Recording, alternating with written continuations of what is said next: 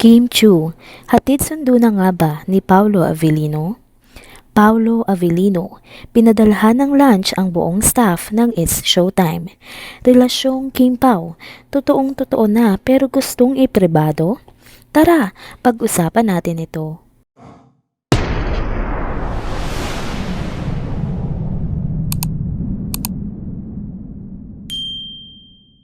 Hello mga ka-trenders!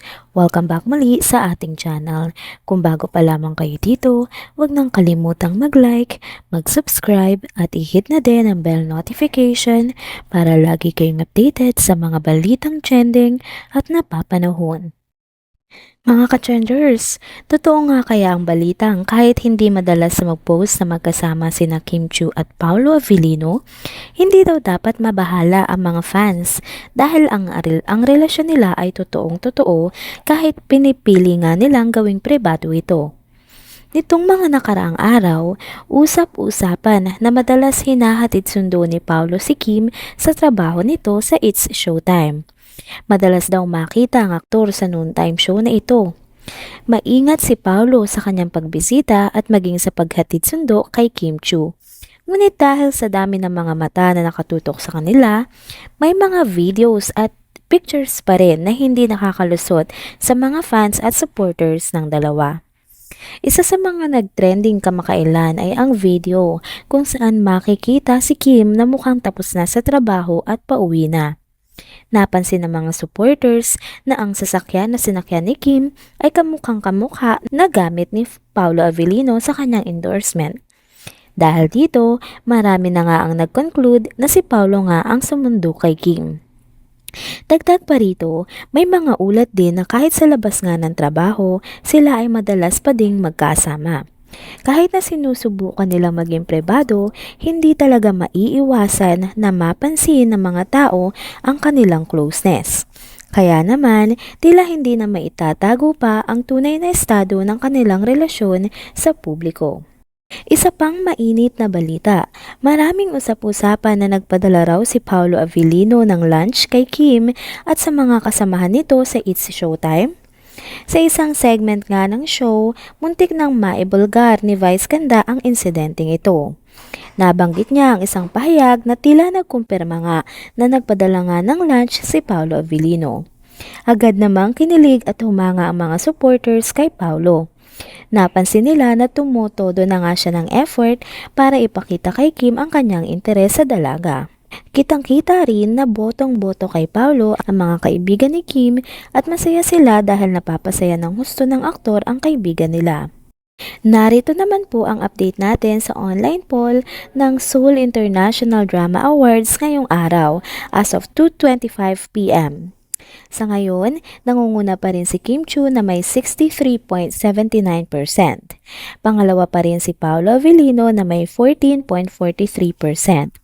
Pangalo pa rin po si Nadine Lustre na may 11.42%. Pang-apat naman si Rian Ramos na may 6.78%. At si Krisha Viaje na may 2.35%. Patuloy po tayong bumoto dahil 2 araw na lang at magsasara na ang botohan. Ito naman ang pinakabagong update sa Kim Pao mula sa kanilang Instagram account. Tulad ng dati, sinimulan muli ni Kim Chu ang kanyang araw sa pag-workout. Napansin din ng IG story ng aktres na may kalakip na mensahe, "Switching your mentality from why is this happening to me to what is this trying to teach me is a game changer." Bukod dito, nag-repost din siya ng post mula sa isang kaibigan na nagpapakita ng mga posters at billboards ni Kim at Paulo sa isang highway na nadaanan ng kaibigan nito. Samantala, hindi rin naman nagpapahuli si Paulo Avellino. Sa kanyang broadcast message, madalas nga siyang mag-share ng mga pelikula o serye na pinapanood niya. Kahapon, nag-share siya ng 3 pelikula na kasalukuyang pinapanood niya at kapansin-pansin nga ang mga reaksyon ng fans sa nasabing post. Nagkataon kasi na ang mga reaksyon ng mga fans ay nabuo ang pangalan ni Kim. Marahil kaya ito pinost ni Paulo sa kanyang IG story. Kilala nga si Paulo na hindi madalas mag-post lalo na sa IG story niya. Kadalasan nagre-repost lang siya mula sa mga fans o kaibigan na nagtatag ng pangalan niya. Pero dahil nga sa pagkakataon na ito na nabuo ang pangalan ni Kim sa kanyang message, na-flex niya tuloy ito sa kanyang IG story.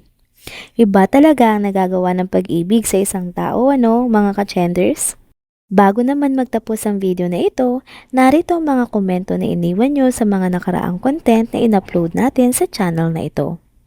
Komento ni at user-QQ8XX3KP7Q. Yes, totoo na, kung hindi dahil kay Kim, he would have second thought. Publicly sinabi talaga ni Paolo. Nagdududa pa ba? Kung totoong may relasyon siya doon sa isa, bakit tinanggihan niya gawin ang dirty linen? Kasi dapat si Paolo yun sa papel ni Sanjo Marudo. Komento naman ni at Gloria Banning 7088.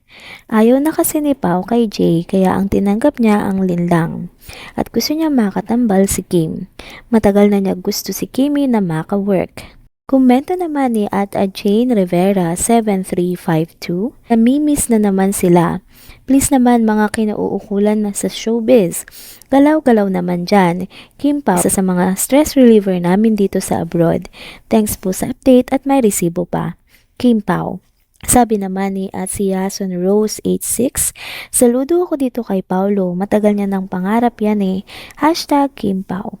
Sabi naman ni at Victoria Salvador 1749, yung give up yung 3 projects para lang makasama si Kimi. It means mahal talaga ni Daddy P si Kimi. Komento naman ni at Lorna Duday, sana si Direk Cathy Molina muna mauna sa Kim Pao. Mas gusto ng tao love story para sa Kim Pao movie. Pang award winning at blockbuster hits. Kasi doon talaga kinakiligan ang Kim Pao sa love story nila, kung paano hinangad ni Paolo na makasama si Kim na naghintay ng 12 years.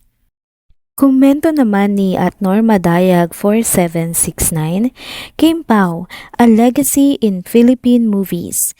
This is a legacy which will be remembered by everyone because of undeniable story that happened in their early 30s. What a joy in our hearts, seniors, because it is during our time that this story happened. God bless Kim Pao, the blessed tandem in the new millennials. Komento naman ni at Yafa 3847, parang mas maganda action love story para naman maiba. Sabi naman ni at Marley Joriki 1737, Kim Pao forever and ever. God bless you both always. Komento naman ni at Ligaya Cabrera 3389, love Kim Pao. Just continue what you're doing, both of you. Just put your feet down and always enjoy what you're doing. Hopefully, next time we'll hear that wedding bells is on the way.